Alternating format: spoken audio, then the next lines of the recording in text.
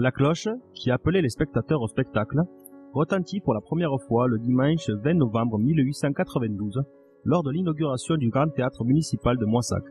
La représentation d'ouverture était donnée par la troupe Curini, qui s'était très honorablement acquittée de cette tâche. Dès 19 h, une foule stationnait devant les guichets, impatiente de pénétrer dans cette salle. Les distingués décorateurs bordelais, messieurs Artus et Loriol, avaient traité notre ville en ami, en lui envoyant des décors qu'enviaient des cités beaucoup plus importantes. Une toile décorative ornait le devant de la loge officielle. Le rideau s'était levé sur un prologue de notre directeur politique de l'époque, Camille Deltil, qui avait félicité chaudement notre architecte, M. Rouman, et ses humbles collaborateurs, les ouvriers qui avaient si bien exécuté ses plans.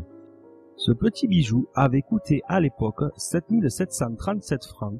Le conseil municipal en avait fait une œuvre utile et aimée des Moissagais. Hélas, le bel édifice portait en lui le germe de sa destruction. Lagrèze Fossat, alors conseiller de la municipalité de Pierre-Chabrivier, qui avait mis le projet à l'étude, le présentait déjà en 1853, quand il mettait en doute la fiabilité des fondations sur lesquelles serait assise cette nouvelle grande halle théâtre. C'est le 20 novembre 1967, le jour de son 75e anniversaire, que le conseil municipal présidé par M. le maire Jean Delvolvé décida à l'unanimité la démolition du théâtre. Le théâtre et son péristyle furent démolis au printemps 1968.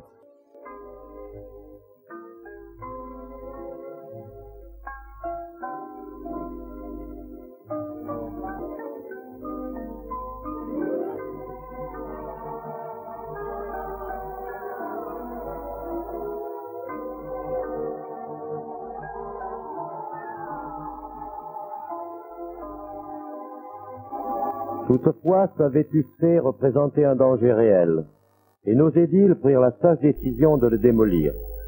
Il est regrettable que notre grand constructeur n'ait pas prévu un aspirateur géant qui aurait évité les nuages de poussière fort gênants pour notre caméra.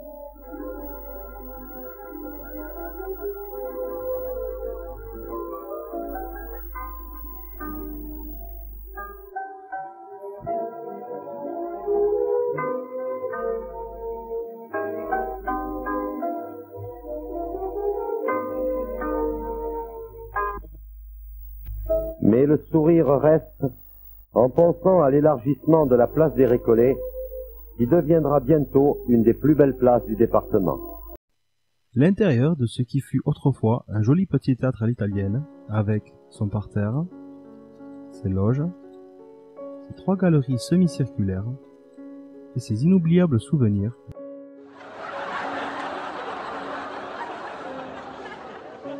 laissa place à l'aménagement d'un parking sur le sol ainsi libéré.